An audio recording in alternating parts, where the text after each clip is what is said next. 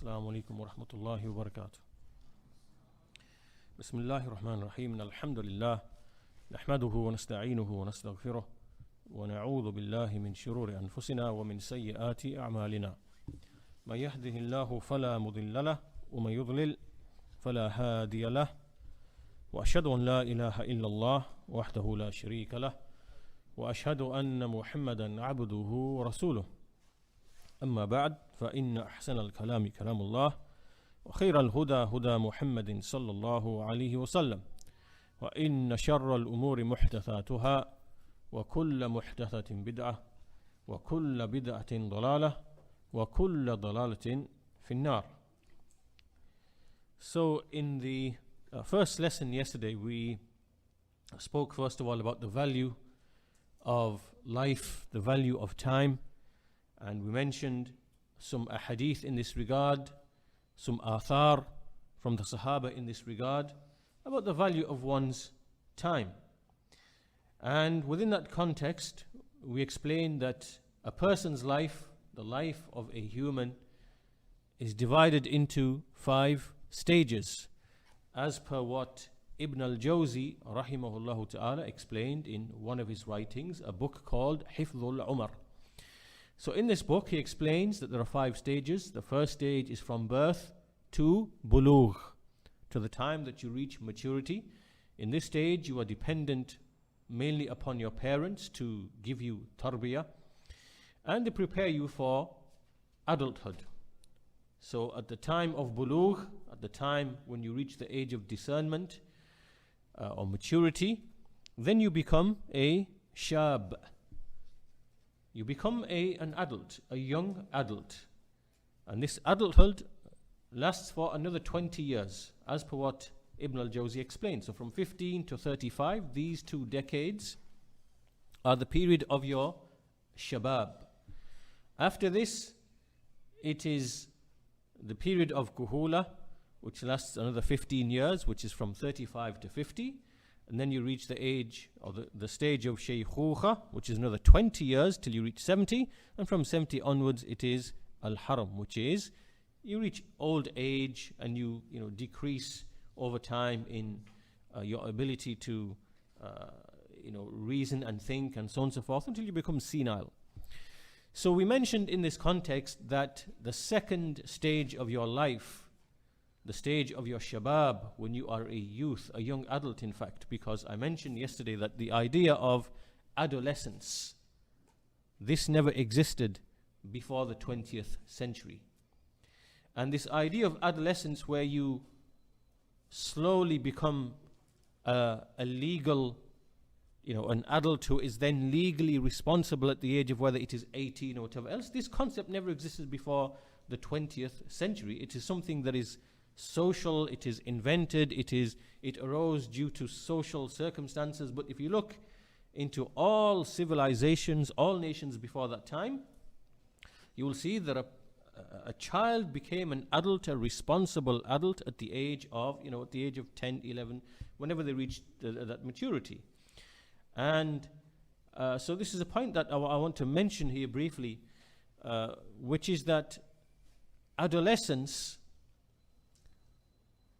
is, first of all, it's something that's social, it's invented, but it's a period in which a child or a young adult can be exploited, because this is the most formative period of a person's life, meaning that in this time period a person is most impressionable, most affected by beliefs, by ideas, by stimuli, things that stimuli a person's desires and feelings and emotions. And these people, they understand that the age of adolescence is exploitable for economic reasons, from economic points of view, because there is huge amounts of money to be made in making young adults in this age, teenagers as they say, for them to develop certain habits, for them to develop certain customs, for them to develop certain likes, dislikes, emotions, addictions even, right? All of this is known it is calculated, it is designed. And so this period of when a person becomes a shab, a young adult, or they say adolescence, as I mentioned, that this notion of adolescence didn't used to exist before. So we need to be aware of this as parents and likewise as children. That as children you will reach a stage where you start showing the signs of maturity, the physical signs of maturity, and it was traditionally understood that you became a man. You became a man, a young man at that age, and you would be responsible. You would pick up things from your parents. You would be responsible. So I want you to understand that point about exploitation in this time of your life, especially in the circumstances in which we live. You know, we live in these societies, and you see these societies are founded upon materialism. Everything is founded upon money, exploitation. And for that money and exploitation, you know, for it to keep rolling over, it requires people, you know, youth, young adults, for them to be impregnated with likes and dislikes and addictions and so on and so forth. And so that's why you see everything is built around, you see it's all pastimes, leisure, time wasting, you know, if it's not sports, it's gaming. If it's not gaming, it's something else. And to capture the youth, it's extremely powerful marketing that they use, and you don't realize that you know, have been taken away from the path of guidance, from the path of safety, from the path of firmness. That's something that, you know, you need to think about, inshallah ta'ala. So as we mentioned, and this was the second stage, the period of a person's young adulthood, and that this is the most crucial aspect of your life. And depending on what you do in these 2 decades between the age of 15 and 35, this will determine the direction and course of your life. It will determine, you know, your guidance, misguidance, obedience, disobedience, what you will die upon. And so it's vital that this period of time is used in the most fruitful way. So then we mentioned that in these 2 decades of 15 to 35, there will be many, many obstacles that will be put in your way. And in this period of 15 to 35, we said that this is a time when a person becomes a young adult and they start developing, and this is a time where a person is very fiery, very charged up, very hasty, you know, prone to desires, prone to lusts, prone to hastiness, prone to, you know, this is that type of time. And this is the time, as Ibn al-Jawzi said, the time of the greatest jihad against the soul, against one's soul, and against one's desire, and against Iblis. This is that period of time. And if you are able to overcome and overwhelm all of that, the rest of your life will be very easy. So we said that the obstacles then which will come to you, first is the obstacle of jahl, of ignorance. Second is the obstacle of Iblis, shaitan, and all of his plots and tricks and mechanisms. Thirdly, it is the trials and tribulations of the world, wealth, status, women, lusts, desires. And fourthly, we said it is the trial of evil companionship. Evil companionship. So with that introduction, we start looking at the first obstacle, which is jahl, and how to treat the first obstacle, which is ilm, which is knowledge. Ilm, which is knowledge.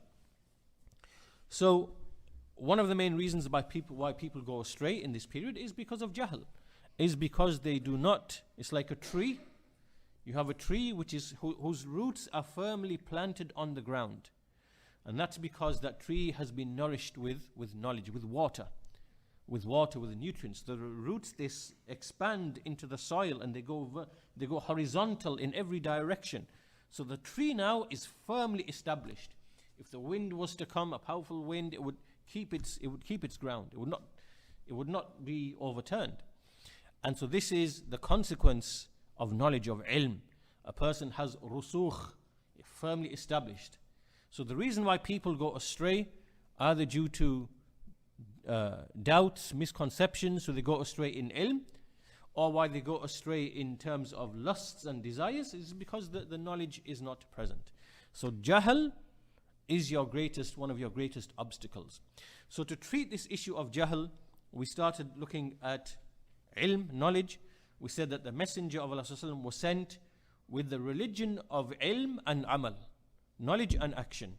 Islam is a deen of ilm and amal. It is ilm which must be followed by amal, which must be followed by action. And now we spoke about the virtues of ilm, as mentioned in the Quran, the many ayat in the Quran which explain the virtues of ilm, the great rank of the people of knowledge.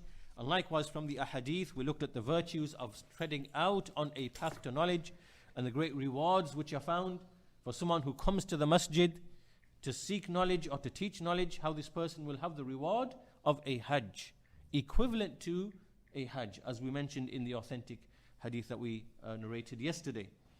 And now we mentioned that this knowledge is something that is left by the prophets and messengers. This is their inheritance. They do not leave anything else as inheritance. It is ilm that they leave as inheritance. And that fiqh in the religion, to have understanding of the religion, that this is from the signs that Allah Azza wa Jal is intending good towards you. The extent to which you have fiqh in the aqeedah, in the obligations that are due upon you, the tahara, purification, the salah, the hajj, the fasting and so on and so forth.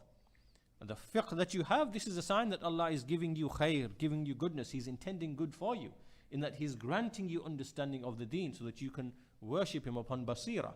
All of this is from the good, the fact that Allah intends good for a person. We then established that it is the mosques which are the asal, that we come to the masajid and we listen to the durus and we visit the scholars and we attend the masajid, and this is the asal of seeking ilm, and that everything in the dunya is cursed except for an alim or a muta'allim, the one who is an alim who teaches knowledge, or the one who seeks knowledge, or dhikrullah, that which is the remembrance of Allah Azza wa Jal. Everything else is cursed, as per the authentic hadith that we mentioned yesterday. So this is where we finished in yesterday's lesson. We want to continue today now with some practical advice with respect to ilm, and 12 points of guidance through which a person, a youth, a young adult from the age of 15 to 35, that he looks at these points and he implements them in order to remove jahl from himself. So the first of these 12 points that we want to mention today in the rest of this lecture, the most important, the first and foremost and the greatest for a seeker of knowledge, a young adult seeker of knowledge, a youth seeking knowledge, is that he is mukhlisun lillah, that he is sincere to Allah Azza wa Jal in seeking knowledge. He has no other reason to seek knowledge except to seek Allah's face. He wants to benefit himself. He wants to remove ignorance from himself. This is his niyyah. His niyyah is to remove jahl from himself. His niyyah is to benefit himself and to benefit others around him, to benefit his family, to benefit his wife, to benefit his children. This is his niyyah. And that he wants to, inshallah, teach good if he is capable and fit for that. All of this is from the first and the most important and the greatest aspect of seeking ilm. If you look at all of those people who go astray, who become misguided, who once were considered to be upon guidance and knowledge, you can be assured that the reason why they were misguided was because there was some sickness, there was some disease, there was some insincerity in their hearts lurking around somewhere, that they were not truly and sincerely seeking the face of Allah Azza wa Jal. And at a certain point when Allah put them to trial and put them to test, that insincerity was brought out into the open and they chose misguidance. And how many examples of this in the recent modern times that we have, of people who were taken to be upon the Sunnah, upon Salafiyah, and they became misguided in a short number of years, and they chose bid'ah and dalala. All of this returns to a person having some sickness in his heart.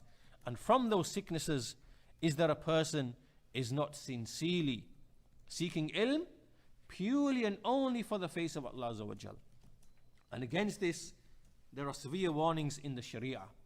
First of all, you know the hadith, famous hadith, إِنَّمَا الْأَعْمَالُ بِالنِّيَّاتِ وَإِنَّمَا لِكُلِّ امْرِئٍ مَا نَوَى. Indeed, all the actions are but by intention, and a man should only have that which he intended. And likewise, we see an explicit warning from the Messenger of Allah ﷺ regarding the one who takes ilm as a means to achieve worldly goals and worldly things.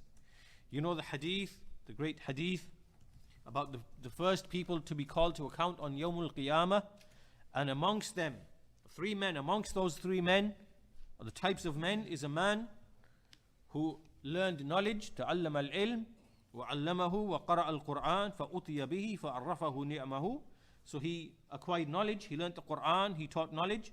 So he will be brought out, Allah will recount the favors upon him. And he will say, what did you know?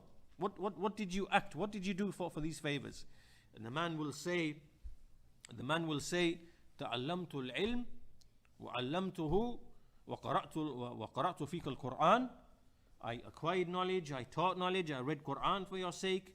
And it will be said to him, Allah will say to him, كذبت, you have lied. You have told a lie. Indeed, you only learnt knowledge that it might be said about you, alimun, a scholar. You only recited the Quran that it might be said about you, qari'un, a reciter. And then the people began to say this as you wanted it to be said. So then he will be taken, dragged on his face, and thrown into the fire on his face.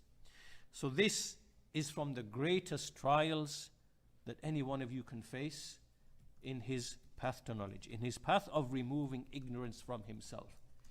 Allah Azza wa Jal, He raises the one who is sincere, and He lowers the one who is insincere. If you want to be raised by Allah Azza wa Jal, then seek ilm only for His face. Seek ilm to act, which is the second point that we're going to look at, inshallah ta'ala. But if you have some lurking hidden desire in your heart somewhere, that I want to teach so that people can say, what a teacher. I want Allah, be sure that Allah Azza wa Jal will put you to trial, and that desire will be brought out in the open, and you will be misguided. If you are not sincere to Allah Azza wa Jal, at some point or other in your life, this will be brought out. Because Allah, He makes ikhtibar, He tests people. So the greatest safety for you in all of this is being mukhlis, being sincere to Allah Azza wa Jal. The warnings are even more severe when we read the statement of the Messenger of Allah Sallallahu Alaihi Wasallam. He said, "Man ta'allama ilman mimma yubtagha bihi wajhu Allah, la yata'allamuhu illa liyusiba bihi aradan min ad-dunya, lam yajid arfa al-jannati yawm al-qiyamah." Anyone who learns knowledge by which Allah's face is to be sought, he does not learn this knowledge except to acquire some portion of the world, he will not taste the fragrance of paradise on the day of judgment.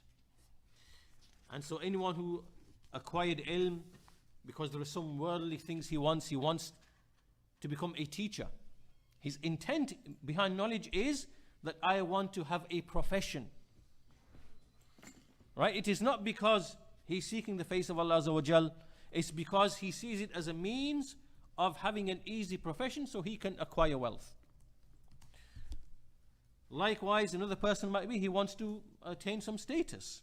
All of these are worldly objectives, and a person has been warned in this hadith that he will not taste the fragrance of paradise. Likewise, we see there are some people who seek ilm because they want to debate and argue. And this is also warned against. As the Messenger of Allah he said, "Man talaba al-ilm liyujariya bihi al-ulama aw liyumariya bihi as-sufaha aw yasrifa bihi wujuh an-nas ilayh adkhalahu Allahu an-nar."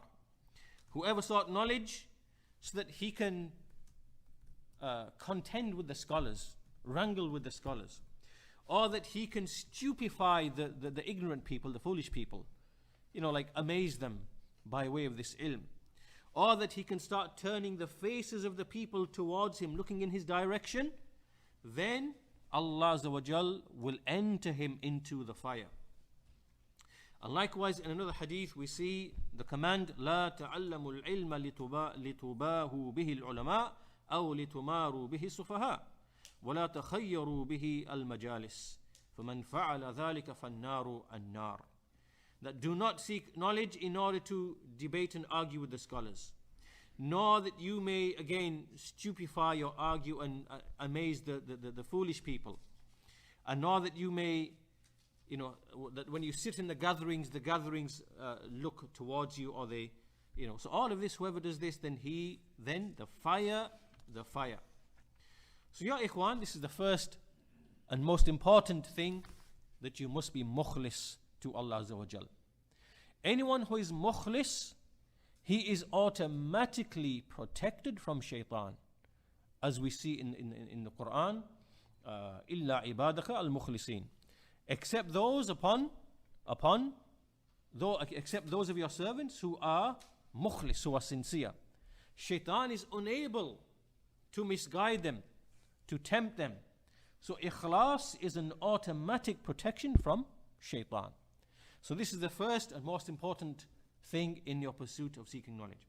The second point is by which a youth, he acquires knowledge and removes ignorance from himself, is that he acts upon what he has learnt. And the two are binding. Action is tied to ilm. Ilm is tied to action. They cannot be separated. Ilm, it demands from you action. Ilm demands from you action. And there are severe warnings against those who do not act upon that which they have known. In the hadith of the Prophet ﷺ, the hadith of Al-Isra, on the night that he was taken up, he says that that on the night of Al-Isra, the night on which I was taken up, a people were brought to me, and their lips were being severed or cut by like scissors made of fire. So I said, who are those, O Jibreel? He said, هؤلاء خطباء أمتك. These are the speakers, the sermon givers of your ummah. الذين يقولون ما لا يفعلون ويقرؤون كتاب الله ولا يعملون به. These are those people who are the sermon givers, the speakers of your ummah. They say that which they do not do, and they read the book of Allah and they do not act upon it. And likewise, a man will be asked on Yawmul Qiyamah. From the four things that a man will be asked on Yawmul Qiyamah is the ilm and how he acted upon it. As we see in the hadith, لا تزول قدم عبد يوم القيامة حتى يسأل عن أمره فيما أفناه وعن علمه فيما فعل وعن ماله من أين اكتسبه وفيما أنفقه وعن جسمه فيما أبلاه. The 2 feet of a servant will not move on the day of judgment until he's asked about 4 things. His life. How did he expire his life? What did he spend his life in? His ilm. What did he act upon from his ilm, from his knowledge? His wealth. Where did he earn his wealth and what did he spend it upon? And his body. How did he waste and use his body? So ilm. All of the ilm that you acquire, Allah Azza wa Jal will ask each and every single one of us, what did we do with that ilm? How did we act upon that ilm? We are all responsible for all of that, ya ikhwan. So these 2 things, al-ilm and al-amal. Al-amal, the parable of action and the parable of ilm is like, for example, when you go and you catch a game.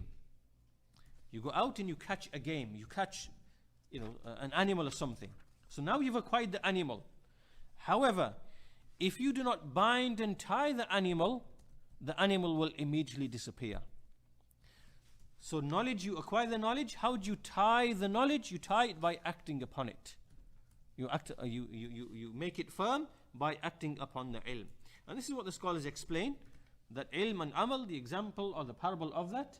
Ilm is like the game, saydun, and al-amal, qaydun muwathiqun, is like the fetters and the things that you shackle and you tie the animal with so that it cannot escape.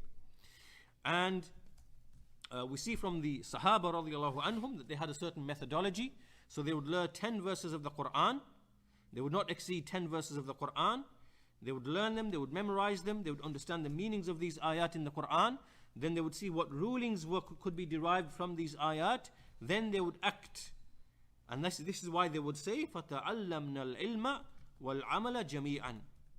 So we learnt knowledge and action at the same time.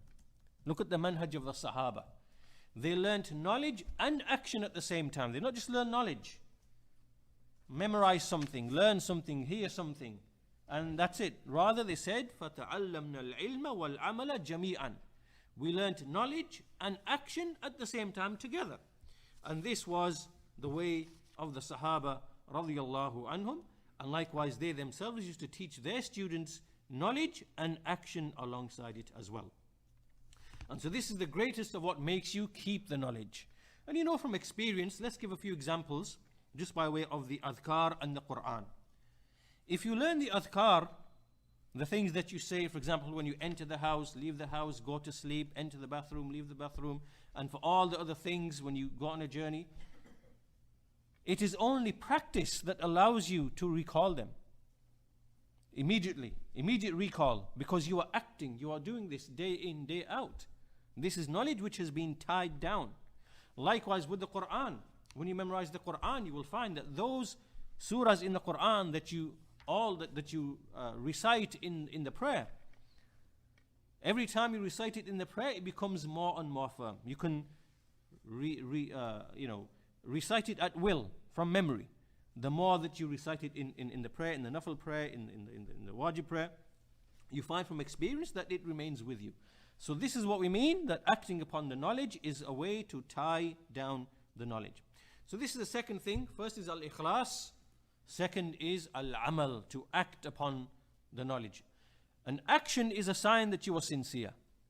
If you are not acting upon your ilm, this is a sign that you are not sincere. And acting upon the knowledge is a sign that you are sincere. The third thing from the greatest affairs that will help you to acquire knowledge, which is mentioned in the Quran, and from its greatest ways and means, is the taqwa of Allah Azza wa Jal. And there is no doubt that taqwa brings goodness in so many different ways. There are so many fruits of taqwa that come to a servant. And this is something that Allah Azza wa Jal, He commanded all people, and those who came before us. As He says, وَلَقَدْ وَصَّيْنَا الَّذِينَ أُوتُوا الْكِتَابَ مِنْ قَبْلِكُمْ وَإِيَّاكُمْ أَنِ اتَّقُوا اللَّهِ. That we have indeed given as advice to those who were given the book before you, and you likewise, that you have the taqwa of Allah. This is what Allah Azza wa Jal commanded to every single prophet. And it is the advice and the legacy to all of mankind, to the believers.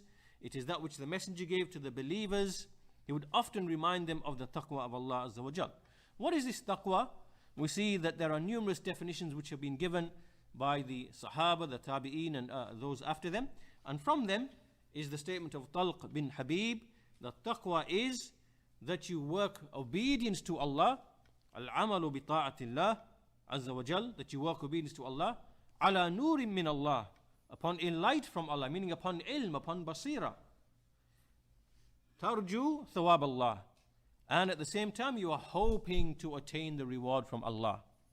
And likewise, that you abandon disobedience to Allah, ala nurim min Allah, out of knowledge and insight, upon a light from Allah, meaning that what you abandon is upon ilm that it should be abandoned.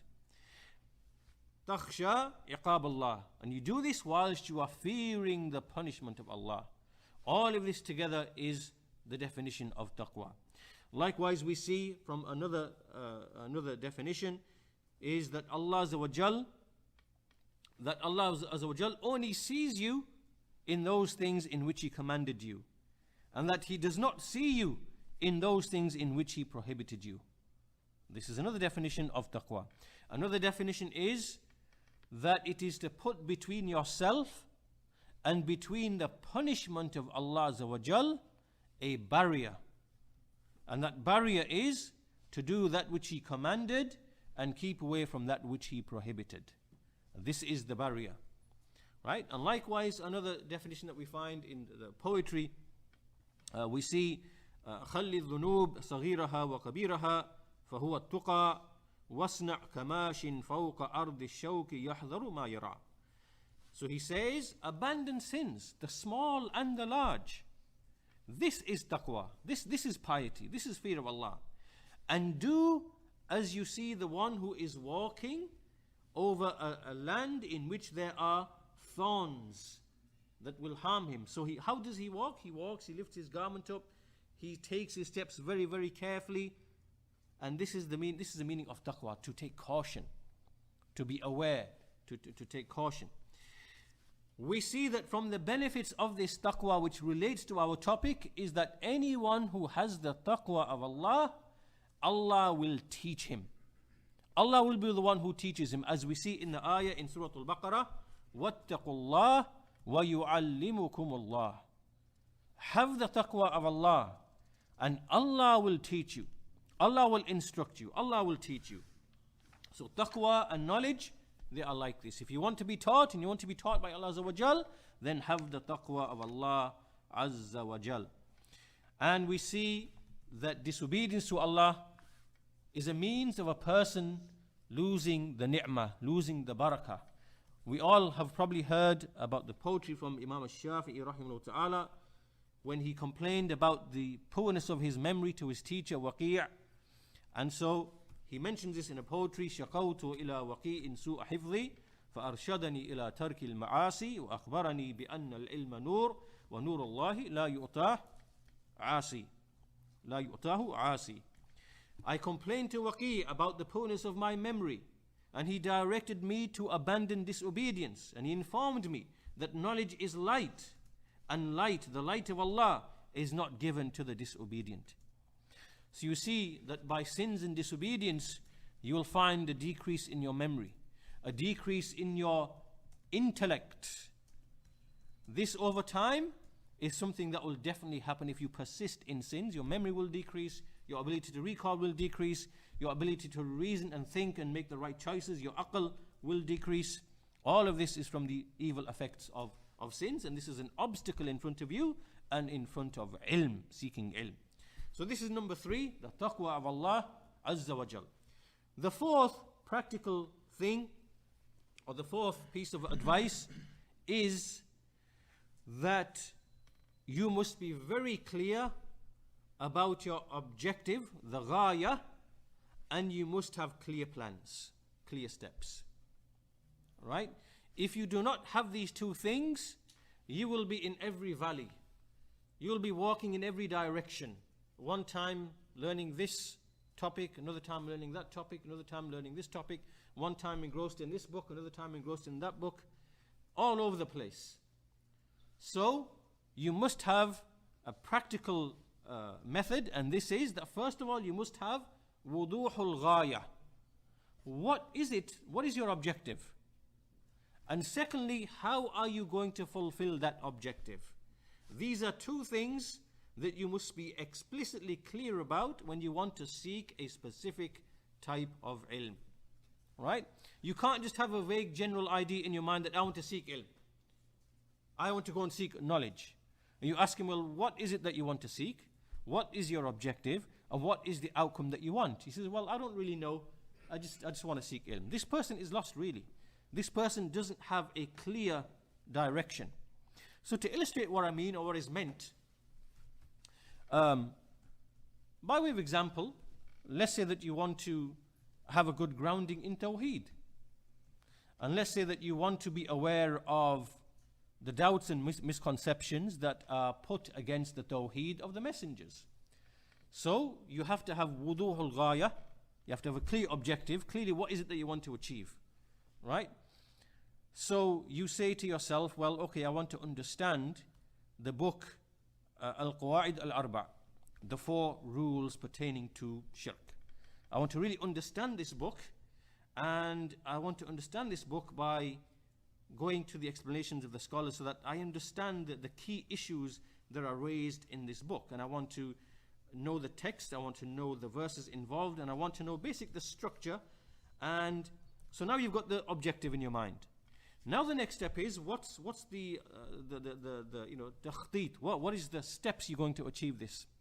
So you say, well, first of all, you lay down a time frame. You say, okay, 3 months, 2 months, 3 months, 4 months, whatever is within your capacity.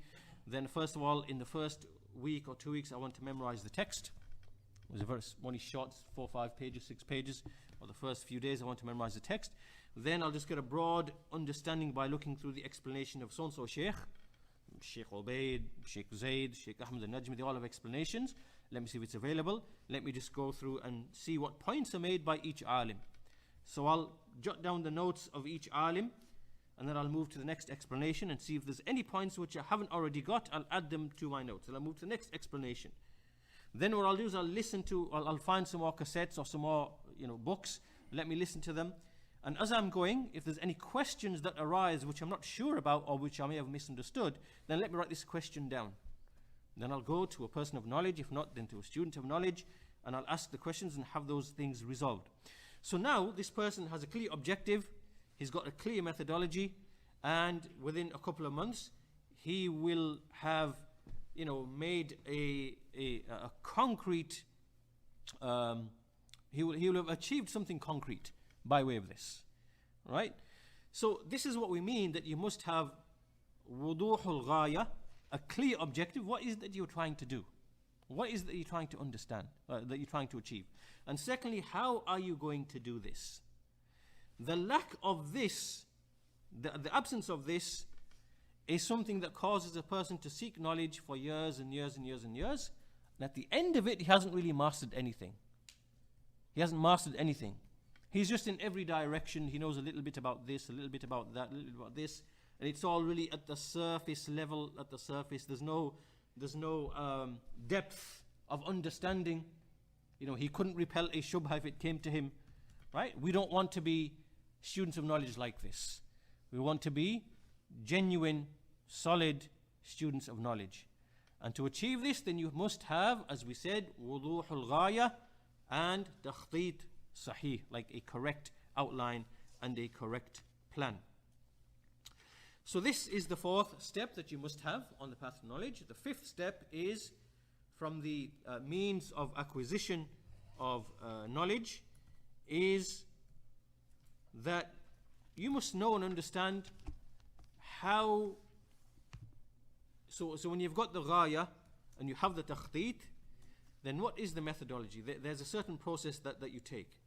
And this means that you enter into the small issues first before you enter into the great large issues.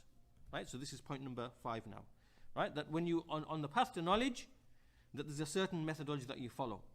You look at the basic issues, the minor issues, the basic simple issues first, and from that you progress. As you progress in knowledge and understanding, then you go to the great complex issues. This is the way that you must start.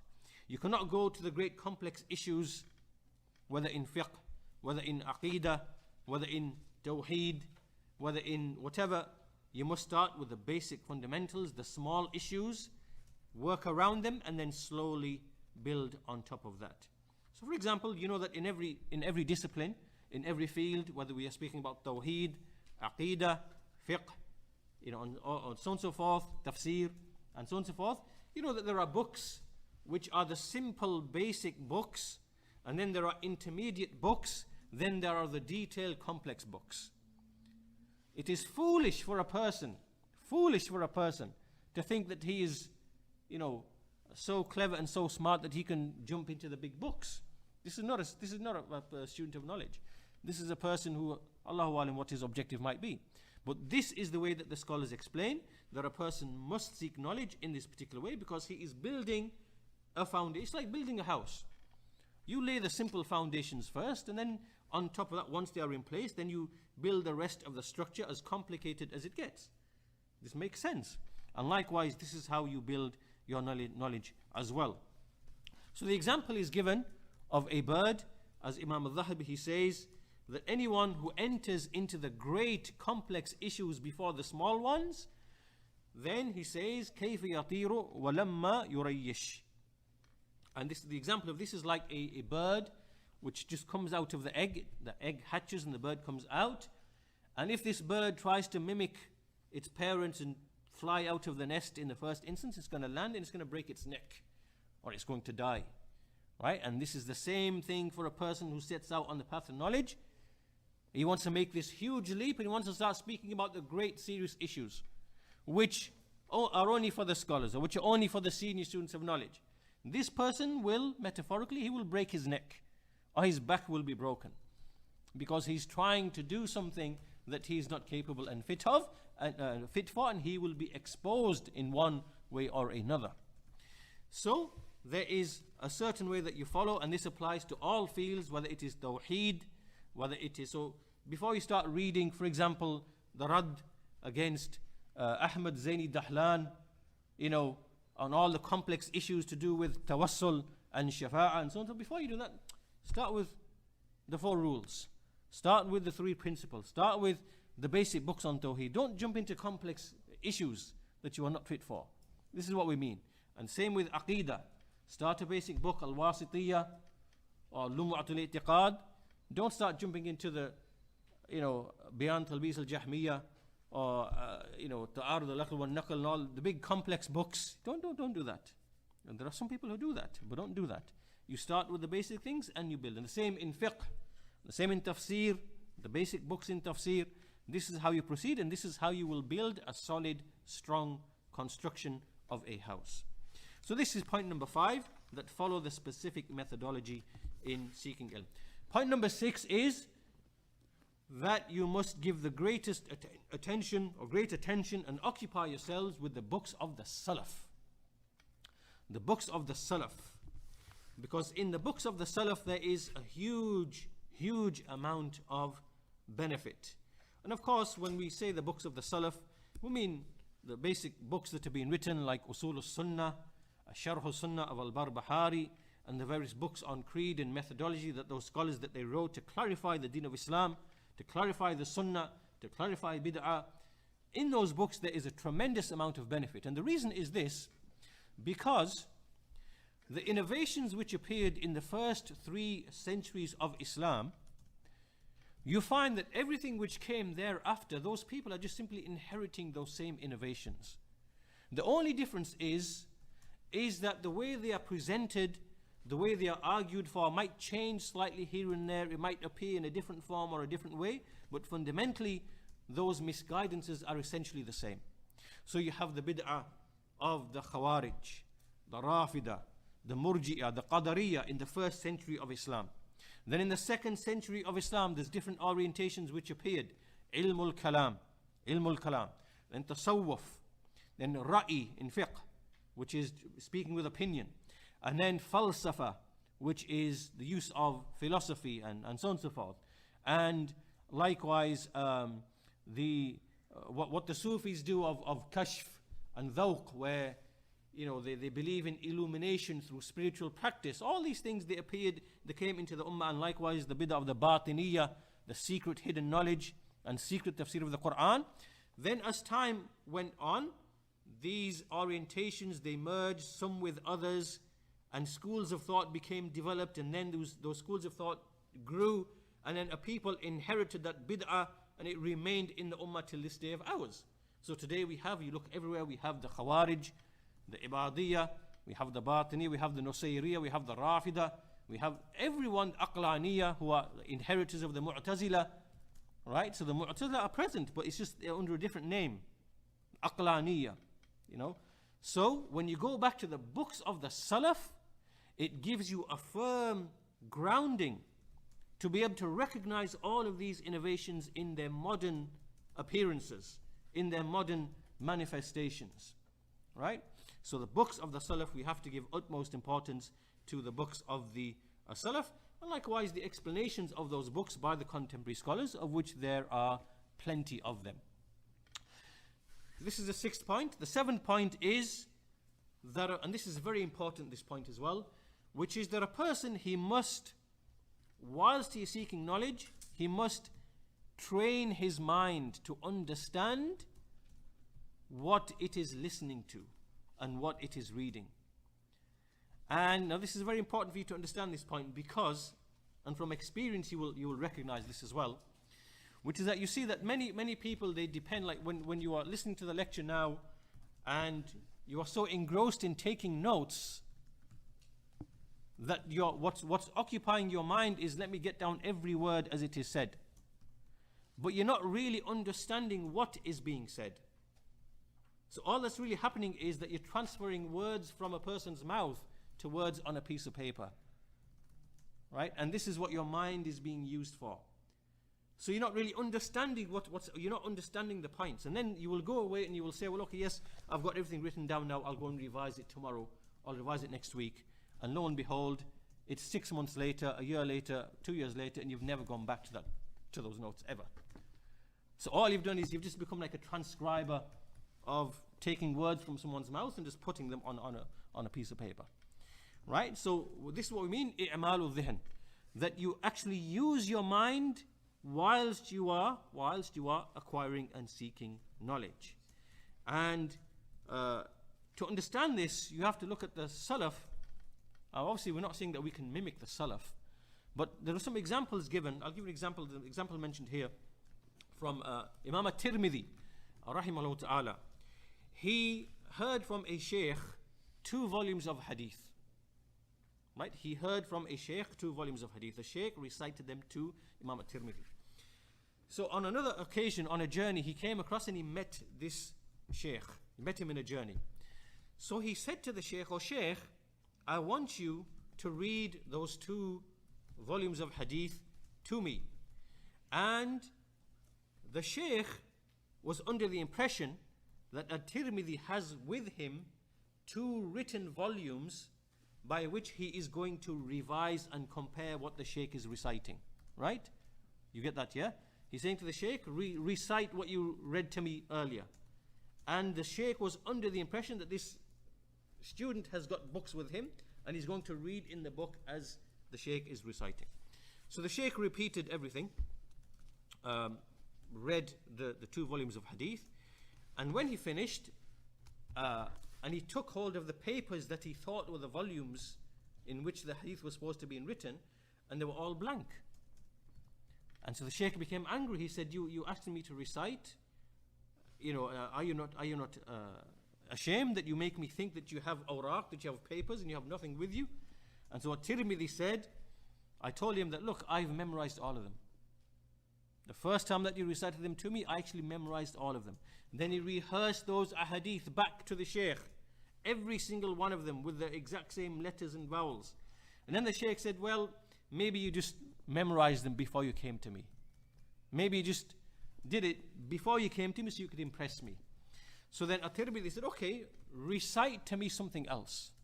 So then the sheikh recited some more ahadith. So he read 40 hadith along with the isnad, and immediately at-Tirmidhi repeated all those 40 hadith with the isnad exactly as it was. Right? This is an example of the use of the memory and understanding and the mind. And likewise, we see in the example of Shaykh al-Islam ibn Taymiyyah rahimahullah ta'ala, we all know of the things which are mentioned about him, that someone will ask him a simple question on an issue, and he will bring 100 pages filled with ayat, filled with ahadith, filled with amazing points, the statements of the Salaf, statements of the scholars. And then when he's finished writing this small treatise, he says, this is all that could be said in brief, but the matter requires detailed elaboration. Right? So you find him sometimes writing this as well.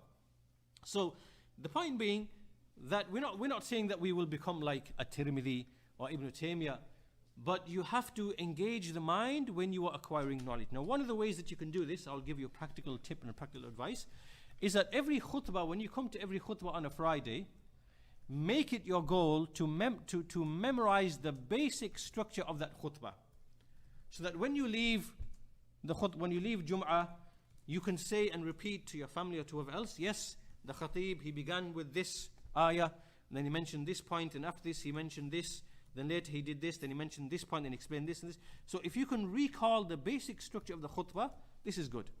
This is good. Right? Because with the khutbah, obviously you're not taking notes. You can't, it's not allowed.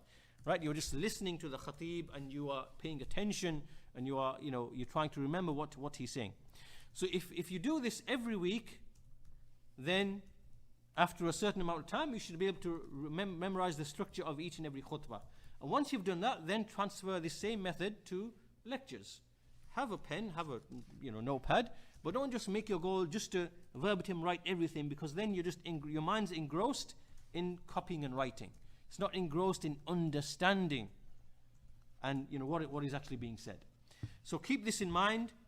Use your mind, use your memory, use the fahm. And this is one of the great ways to acquire ilm. Also from the great ways and means of acquiring knowledge is look at the biographies of the Salaf. Because in the biographies of the Salaf, there is an amazing lesson and an amazing admonition. You will see the ulul himma, the great importance, the lofty goals that they had. They were people who had lofty objectives, lofty goals. And so by way of example, we see Shu'bah, rahimahullah ta'ala, that he traveled a whole month in order to acquire a single hadith. He already knew the hadith. He knew the hadith with its isnad. But he came to learn that there was another route to the same hadith. So he traveled 1 month to take that route to the hadith as well. We see likewise Jabir bin Abdullah radiallahu anhu, from the companions of the Messenger of Allah. He traveled all the way to Sham, traveling on a donkey, just to listen to one hadith from Abdullah bin Unais, which he himself had not heard from the Messenger of Allah sallallahu alaihi wasallam. Likewise, we see Imam Ahmad rahimahullah ta'ala, as a youth, as a tifl, a young child, he would leave his house at the end of the night because he wanted to go and sit in the gatherings of knowledge. And likewise, when he wanted to travel to Abd al-Razzaq in Yemen, he did not have any possession, did not have any wealth. So he basically hired himself as an aide, as an assistant on a caravan, the caravans that go out for trade and so on and so forth. He hired himself out to earn money as a young youth, as a young child. And with that money, he managed to travel to Abd al-Razzaq in Yemen in order to seek knowledge. These are the examples that we should be following, ya ikhwan. The examples of these great imams. Likewise, we see the great scholar Abu Hatim al-Razi, rahimahullah ta'ala. Look at this example. He says, as mentioned in his biography in a siyar, that the first time that I went out to seek knowledge, I went out for 7 years. I left for 7 years. And in those 7 years, I counted my footsteps to be more than 1,000 farsakh. 1,000 farsakh. A farsakh, 1 farsakh, is like an old Persian measurement of, or before that, of distance. It is basically 3.5 miles. 3.5 miles. 3.5 miles, let's just round it up and say it's approximately 5 kilometers, 5,000 meters. Now think about this. Think about what he's telling you, right? He's actually been counting the steps over those 7 years, right? So he's obviously figured out that a farsakh is such and such distance, and so many of my steps, I've taken so many steps to make 1 farsakh, and I've traveled all these different regions, therefore the total. So he's mathematically worked out how much he's actually traveled. So he says, he continues and he says that I left Bahrain. So he went to Bahrain, obviously. From Bahrain, I went to Misr walking. Right? So Bahrain is on this side of the Persian Gulf. And he's gone all across to Egypt, Mashiyan, walking. Then I went to Ramla, which is in Palestine, which he went further north. And he said, Mashiyan, walking. From there he went to Dimashq in Syria, Mashiyan, walking. Then he went further north to Antioch, which is towards Turkey on the border of near the Mediterranean, Mashiyan, walking. Then he went to Tartus, walking. Then he came back to Hims in Sham, Mashiyan, walking. Then he went back to Ramla, Palestine, walking. Then from there he went across to Iraq, walking. ثم ركبت He went by way of a riding beast or riding camel. Then he says that all of this was my first journey in seeking knowledge. And how old was he? He was 20 years of age. He was 20 years of age. He left for 7 years, and in that 7 years, he says that he walked a distance of 1,000 farsakh, which is 3,500 miles. Walking. Right? No cars, no aeroplanes, no bikes, no motorbikes. This is walking on foot, ya ikhwan. Can you see how much himma for knowledge that a person must have for him to walk 3,500 miles? And you have some ahmaq sitting in his house watching TV, the football, the masjid is the next block to him, and he thinks that's difficult for him to go and seek knowledge. Right? That shows the difference in the himma, the ulul himma, the position that knowledge has in your heart. Proof of that is the extent to which you will make a sacrifice to go and seek that knowledge. This is how the Salaf were, ya ikhwan, and these are our examples. These are our examples. And then we have also the example of, this is the example of Abu Hatim al-Razi, and there are other examples as well. We see the example of Abdurrahman, and this is the son of Abu Hatim, I believe. His son Abdurrahman, he says that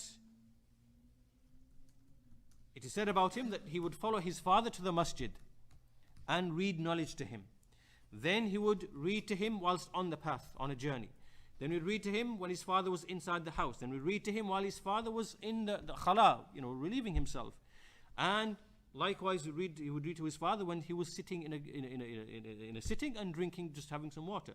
In all of these situations, he would be reading to his father in order to seek knowledge. He did not leave any opportunity to seek knowledge. So all of this, ya ikhwan, the point being in all of this, there are many examples that can be given. This is how the Salaf were. And these are our examples in seeking ilm. They are our qudwa. And it is upon us to read these biographies and read their sacrifices, and that's how they became imams in the religion. You see, some of the Sahaba were only children. Anas bin Malik, Abdullah bin Mas'ud, they were young children of 9, 10, 11. They sought knowledge, and they became imams in the religion. So ya ikhwan, read the biographies of the Sahaba, read the biographies of the Salaf. The ninth point in seeking ilm, and inshallah ta'ala we'll finish with this point, and we'll conclude the rest of the three tomorrow inshallah ta'ala, is that you must abandon the superfluous occupations of life. The fudul of hayat. The superfluous occupation, those things which are of no benefit, real no benefit. They are things of the worldly affairs which you are engaged in, which take you away from this path of ilm. Excessive visiting of relatives, excessive mixing with friends, wasting time in things which are useless, vain, idle, sports, pastimes. All of these things are from the superfluous affairs of life. The more you are engrossed in these things, the more you are victim to jahl, the jahl that we mentioned, which is the disease that we're trying to cure here. And the more you will be prone to misguidance, the more you will be prone to desires. So the superfluous affairs of life, do not engross yourself in them. Only take from them what is absolutely necessary. That's why you see from the Salaf, that the Salaf would only engage in these affairs, that which was necessary. Go and visit a relative that you haven't seen. Attend to the needs of your family that you must attend to. Fulfill your obligations to your parents, your mother, your father, visit them, look after them. There are certain things which you cannot escape from, which are from the necessities of life. But beyond that, there are superfluous things. And especially in the time that we are living, and in the societies that we are living, as I mentioned to you, that this age in which you are in, 15 to 35, what they call the adolescence, this is the time where you are most exploitable. Because you have dollar signs on your forehead. And you are exploitable. Because this is your most impressionable time. You can, as I said, whether it's pastimes, games, sports, clothing, fashion, music, entertainment, whatever else it is, this is where you are most prone to these types of things. Why? Because these things will stay with you for the rest of your life as habits, addictions, and so on and so forth. And so someone else is trying to exploit you, right? So as it is to begin with, you are surrounded with these affairs. You don't have time for any of this, ya ikhwan. You only have time for ilm, for knowledge. And so the superfluous affairs of life, you have to let go of them. You have to let go of them. Lose your interest in the football. Lose your interest in the cricket. Lose your interest in the latest movie. Lose your interest in the latest whatever is going on. Whatever is not benefiting you, ya ikhwan, then lose interest in that, because you will regret this. When you reach that shaykhuka, when you reach al-haram, the old senile age, you will be remorseful. You will regret every single breath of life, the nafs that you took and in which you did not benefit. You will regret that.